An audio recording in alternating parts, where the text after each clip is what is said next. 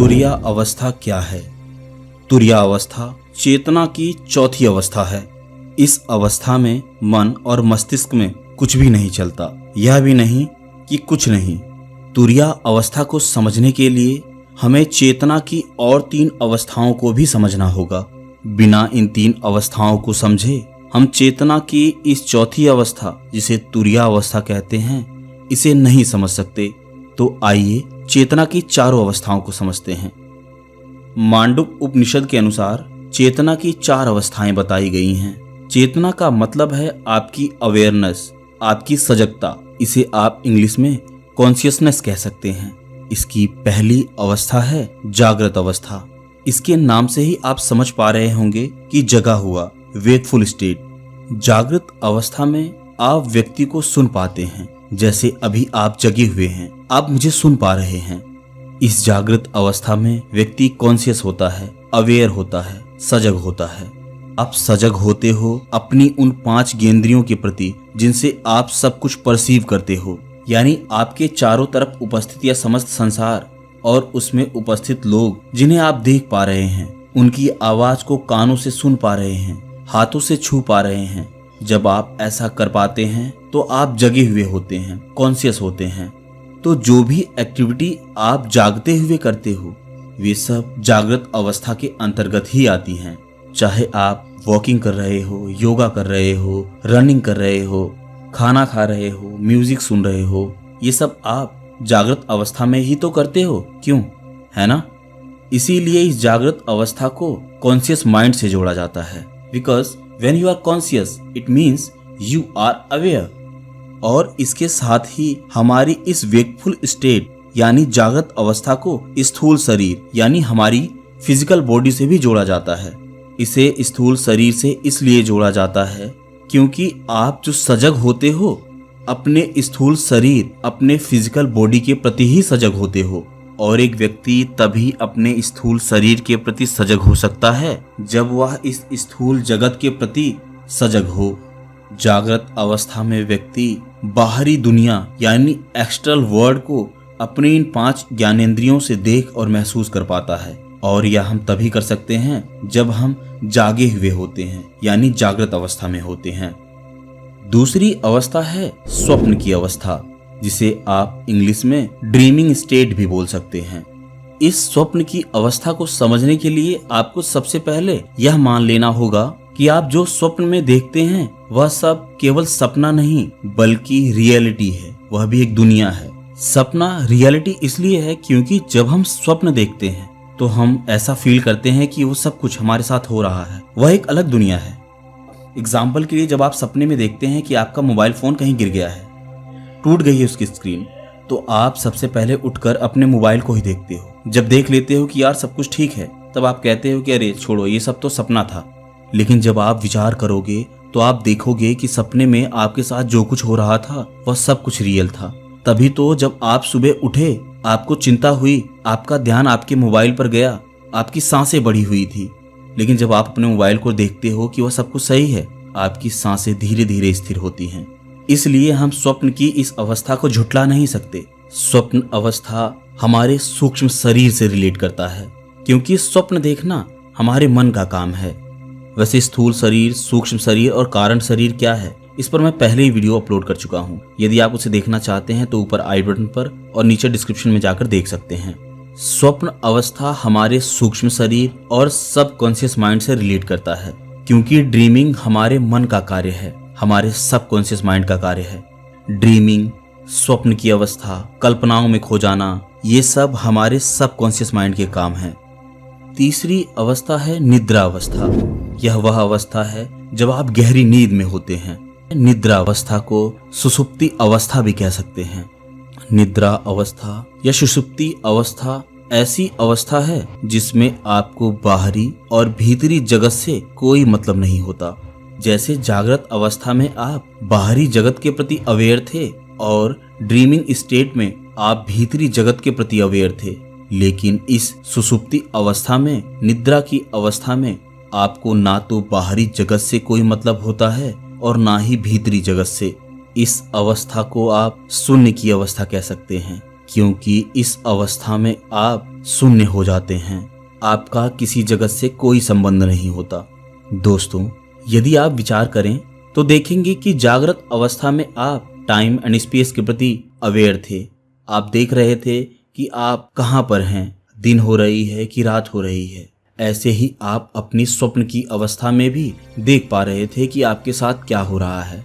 स्वप्न में आप देख रहे थे कि दिन हो रही है कि रात हो रहा है, किस स्टेट पर हैं, आपके साथ क्या घटित हो रहा है। लेकिन जब आप गहरी नींद में होते हैं तो ना आपको टाइम का मालूम होता है, ना जगह का मालूम होता है। नींद की अवस्था में आपका टाइम और स्पेस से कोई संबंध नहीं होता। इस अवस्था में ना तो आपको कोई दुख है, ना पीड़ा है, ना कोई मानसिक परेशानी है। आप एकदम जीरो हैं, यहाँ पर शून्य हो गए हैं। चाहे आपने किसी से कितना ही उधार ले रखा हो, कितने ही लोन ले रखे हों, कितनी ही टेंशनें हों आपको, लेकिन जब आप गहरी नींद की अवस्था में होते हैं तब आप किसी भी बात पर कोई विचार नहीं कर रहे होते, शून्य हो जाते हैं।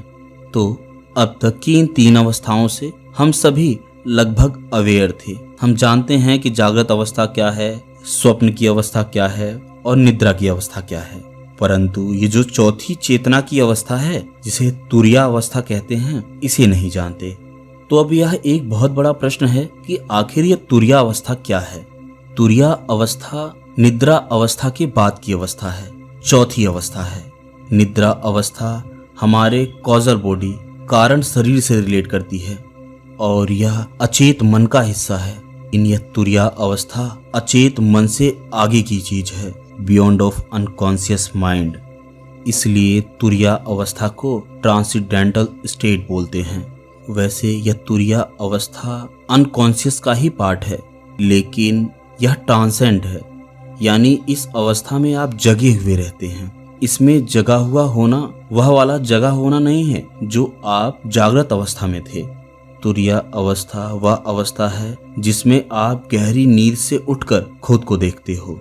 इसे आप आउट ऑफ बॉडी एक्सपीरियंस भी कह सकते हैं और इसे आप एस्ट्रल ट्रेवलिंग भी कह सकते हैं। तुरिया अवस्था यानी गहरी नींद के बाद जब आप जगोगे वह अवस्था तुरिया अवस्था होगी। प्रश्न यह है कि यह संभव कैसे होगा। तुरिया अवस्था को पाने के लिए आपको जगते हुए जगना होगा। जगते हुए जगने से क्या मतलब है? हम कहते तो हैं कि हम जगे हुए हैं, लेकिन क्या वास्तव में हम जगे हुए हैं? खाना खाते वक्त हम केवल खाना नहीं खा रहे होते, कोई मोबाइल ऑपरेट कर रहा होता है, किसी के मन में ढेरों विचार चल रहे होते हैं। कोई खाना तो यहाँ खा रहा है, लेकिन वह विचार कर रहा है बेंगलोर के बारे में, सोच रहा है कि गांव में क्या चल रहा होगा।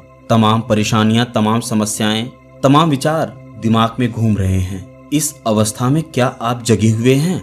नहीं, आप कार्य तो सब कुछ कर रहे हैं, लेकिन उसके प्रति आप अवेयर नहीं हैं। खाना खा लिया आपने, उसके टेस्ट का कोई पता नहीं आपको।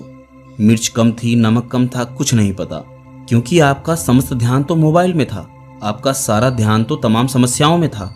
यानी व्यक्ति यदि कहता है कि वह जगा हुआ है, इसका मतलब है कि वह पहले ही इस भ्रम में है कि वह जगा हुआ है। यानी यदि हम कहें तो आप जगते हुए भी जगे हुए नहीं हैं, क्योंकि आपका मन आपके साथ नहीं है, कहीं और है आपका मन। हम मनुष्यों की यह प्रवृत्ति है कि हम कह देते हैं कि हम जगे हुए हैं, लेकिन मन में तमाम विचार, काम, क्रोध, लोभ, मोह हमारे अंदर इतना ठूस कर भरा हुआ है कि हम स्वयं के भाव को ही नहीं पहचान पा रहे हैं। हम क्या करते हैं कि हमारे भीतर जो भी विचार, जो भी भाव जन्मे हैं, हम तुरंत उस पर रिएक्ट कर देते हैं। कभी यह देखते नहीं हैं, दृष्टा नहीं हो पाते। सिर्फ हम मन में आए विचारों और भावों के प्रति व्याकुलता दिखा देते हैं। हम किसी भी कार्य को करते वक्त यह विचार नहीं करते कि इसका इम्पैक्ट हमारे शरीर पर पड़ रहा है कि नहीं पड़ रहा है। हम नहीं देखते कि हमारे किए गए कार्य का हमारे शरीर पर क्या प्रभाव पड़ रहा है। इसीलिए तो हम जागकर भी जगे हुए नहीं हैं। जिस दिन आप जागकर जग गए, समझ लो आप तुरिया अवस्था को पा गए। यानी जब आप भोजन कर रहे हैं तो केवल भोजन करिए, जिम कर रहे हैं तो जिम करिए, ऑफिस का कार्य कर रहे हैं तो ऑफिस का कार्य करिए। आप केवल कार्य ना करिए, बल्कि कार्य ही बन जाइए। जगते हुए जगने से मतलब यह है कि जब आप खाना खा रहे हैं तो आप खाना खाइए, देखिए क्या टेस्ट है, क्या कमी है उसके अंदर। यानी फील कीजिए कि आप भोजन कर रहे हैं। जिम कर रहे हैं तो आप कौन सा सेट मार रहे हैं, बैक मार रहे हैं तो अपने बैक को फील कीजिए। शोल्डर मार रहे हैं तो शोल्डर फील कीजिए, यानी आप फील कीजिए कि आप कर क्या रहे हैं। यदि आप योग कर रहे हैं तो योग को फील कीजिए। ऐसा नहीं कि आप योग करने बैठ गए हैं, मोबाइल भी चला लिया है, समस्त ध्यान तो आपका मोबाइल पर है, तो आपका कंसंट्रेशन कैसे हो सकता है योग पर। और उसके बाद आप कंप्लेन करते हैं कि यार ये योगा टीचर सही नहीं है, उसमें तमाम कमियां गिना देते हैं। तो सबसे पहले आपको जगते हुए जागना होगा और आपको इस चीज को हर जगह अप्लाई करना है। हर कार्य को करते वक्त आपको यह अप्लाई करना है। आपको गुस्सा आ रहा है तो आप गुस्सा होइए, खुश हो रहे हैं तो बहुत खुश हो जाइए। जिस चीज जिस पल में आप हैं उसको आप पूरा भोगिए, यानी उसे महसूस कीजिए, उतारिए अपने भीतर, मन में, रंग रग में उतारिए। यह करना शुरुआती समय में थोड़ा कठिन जरूर है, परंतु नामुमकिन नहीं है। ऐसा कोई कार्य नहीं जो हम मनुष्य ना कर सकें। इस सृष्टि में उपस्थित प्रत्येक कार्य को हम मनुष्यों ने ही किया है। इसलिए किसी भी अवस्था में पहुंचने के लिए हमें केवल अभ्यास की आवश्यकता है, अपने दृढ़ निश्चय की आवश्यकता है, स्वयं के ध्यान की आवश्यकता है, सजग होने की आवश्यकता है, जागकर जागते रहने की आवश्यकता है। आप जो भी चीज अपने मन से कर रहे हैं आपको उसके प्रति भी सजग होना होगा। जो शरीर से कर रहे हैं उसके प्रति भी आपको सजग होना होगा। जब आप अपने मन के प्रति, अपने शरीर के प्रति सजग होना प्रारंभ कर दोगे तो धीरे धीरे ऐसी अवस्था आएगी कि जब आप सो रहे होगे, स्वप्न देख रहे होगे, तब आप खड़े होकर उठ जाओगे। देखोगे आपका शरीर तो सोया हुआ है, आप विचरण कर रहे हो। जब ऐसी अवस्था आपके समक्ष आए तो समझिए कि यही तुरिया अवस्था की शुरुआत है। और यह तुरिया अवस्था ऐसे ही नहीं हो जाता। यह तुरिया अवस्था कोई निचली अवस्था नहीं है, इसका अनुभव ध्यान की उच्च अवस्थाओं में होता है। इस तुरिया अवस्था में जो कुछ भी होगा केवल आप ही उसके विटनेस होंगे और कोई भी नहीं। किसी को यह कह देना कि मैं तुझे उस अवस्था तक पहुंचा सकता हूं, यह बिल्कुल नासमझी की बातें हैं। ये ऐसी बातें हैं जिसमें हम केवल सामने वाले का यूज कर रहे होते हैं। इस अवस्था में पहुंचने के लिए आपको खुद ही योग ध्यान करना होगा, गहरी साधना करनी होगी, जागते हुए जागना होगा, तब जाकर आप इस अवस्था का अनुभव कर सकते हैं। तो फिलहाल आज की इस वीडियो में बस इतना ही। मिलते हैं किसी और वीडियो में किसी और नई जानकारी के साथ। तब तक के लिए नमस्कार।